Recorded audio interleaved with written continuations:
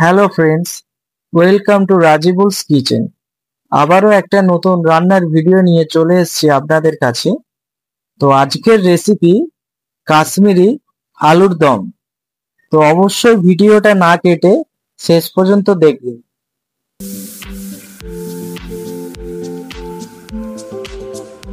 কাশ্মীরি আলুর দম বানানোর জন্য আমি এখানে নিয়ে নিয়েছি ছোট সাইজের 700 গ্রাম আলু। এবার আলুর খোসাগুলো আমি ভালোভাবে ছাড়িয়ে নেব।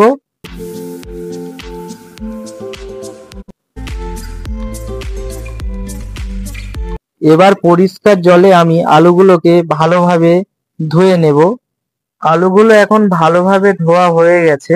এবার একটা ছুরি দিয়ে আমি আলুর গায়ে একটু একটু করে কেটে দেব, যাতে মশলাগুলো আলুর ভেতরে ভালোভাবে পৌঁছাতে পারে।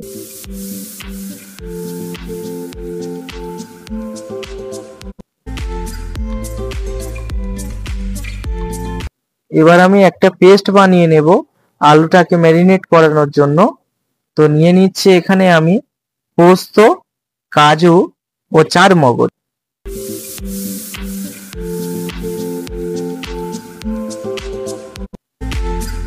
আপনারা যখন মিক্সারে গ্রাইন্ড করবেন তখন একটু সামান্য পরিমাণে জল দিয়ে দেবেন, না হলে কিন্তু পোস্ত এবং চারমগজটা ভালোভাবে গ্রাইন্ড হবে না, শক্ত শক্ত হয়ে থাকবে।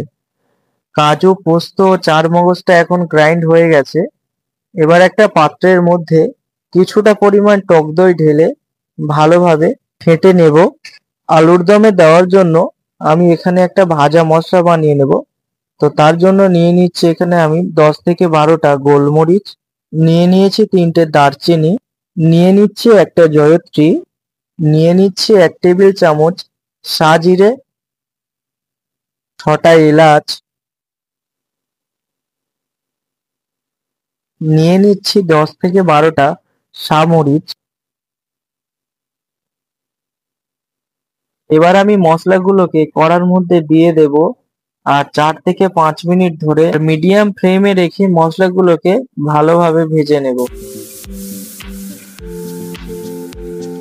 মশলাগুলো এখন পুরোপুরি ভাজা হয়ে গেছে।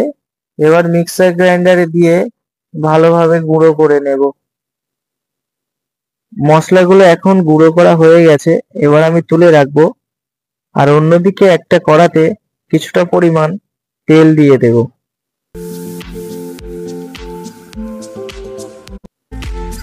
তেল এখন গরম হয়ে গেছে। বেরেস্তা বানানোর জন্য আমি দিয়ে দিচ্ছি কাঁচা পেঁয়াজ।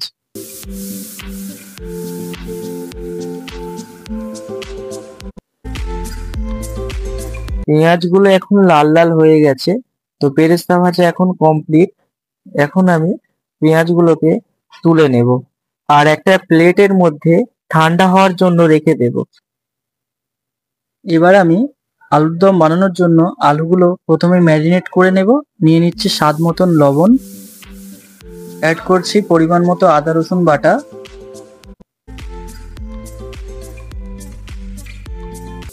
এবার দিয়ে দিচ্ছি 2 টেবিল চামচ কাশ্মীরি লঙ্কার গুঁড়ো, অ্যাড করে নিচ্ছি কিছুটা জাফরান। যে মশলাটা ভেজে গ্রাইন্ড করে রেখেছিলাম সেটা এখন আলুর মধ্যে দিয়ে দেব। যে দইটা ফাটিয়ে রেখেছিলাম সেটা এখন দিয়ে দিচ্ছি।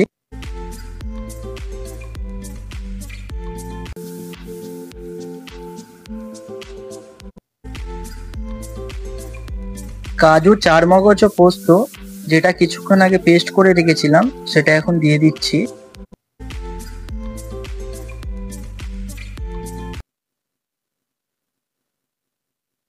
দিয়ে দিচ্ছি বেরেস্তা করা পেঁয়াজটা। হাত দিয়ে ভালোভাবে বেরেস্তাগুলো গুঁড়ো করে দিচ্ছি যাতে ভালোভাবে ম্যারিনেট করা যায়।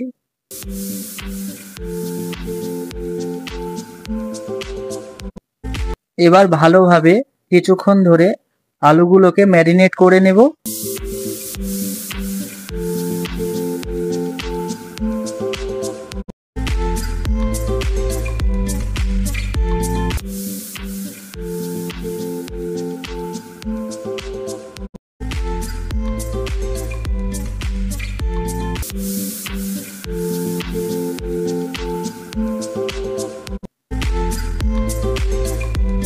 আলুগুলো এখন ফাইনালি ভাবে ম্যারিনেট করা হয়ে গেছে। তো এখন আমি 1 ঘন্টা চাপা দিয়ে রেখে দেব।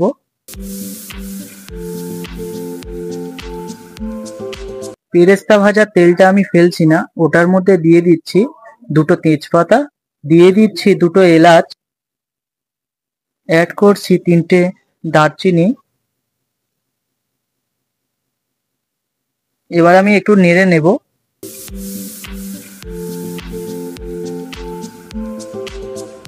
তেল এখন গরম হয়ে গেছে। এবার আমি ম্যারিনেট করা আলুগুলোকে কড়ার মধ্যে দিয়ে দিচ্ছি।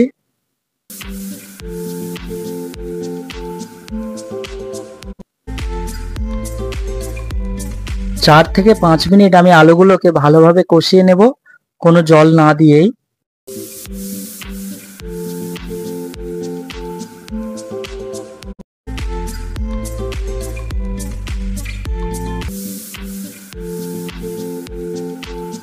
আর থেকে 5 মিনিট ম্যারিনেট করার পরে আমি আলুগুলো যে পাত্রতে ম্যারিনেট করেছিলাম সেটাতে জল দিয়ে আমি ফেলছি না, সেটা আমি আলুর মধ্যেই দিয়ে দেব। এবার একটু ভালোভাবে আলুগুলোকে কিছুক্ষণ ধরে নেড়ে নেব।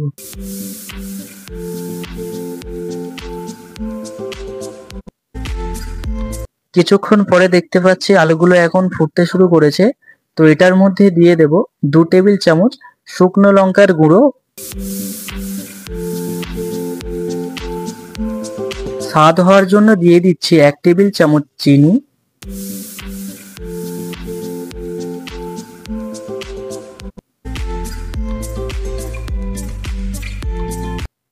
এবার আমি ঢাকনাটা দিয়ে দেব আর 15 মিনিট অপেক্ষা করব আলুগুলো সেদ্ধ হওয়ার জন্য।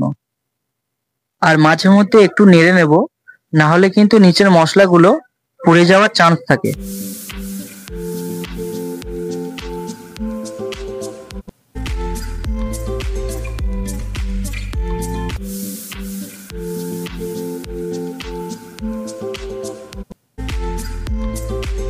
আরো স্বাদ হওয়ার জন্য দিয়ে দিচ্ছি আমি 4টে কাঁচা লঙ্কা।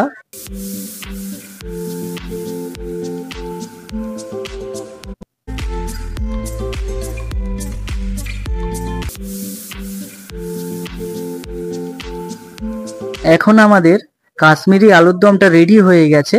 তো দেখতে পাচ্ছেন কত সুন্দর একটা কালার এসছে। এবার আপনারা রুটি, নান বা পরোটার সাথে যে কোনো জিনিসের সাথে আপনারা খেতে পারেন। সত্যি স্বাদটা অতুলনীয়, একবার বাড়িতে ট্রাই করবেন। থ্যাংক ইউ আমার ভিডিওটা দেখার জন্য আপনাদের। আর যদি আমার চ্যানেলে নতুন হয়ে থাকেন তাহলে প্লিজ সাবস্ক্রাইবটা করে দিন আর বেল আইকনটা প্রেস করে দিন। Thank you for everyone.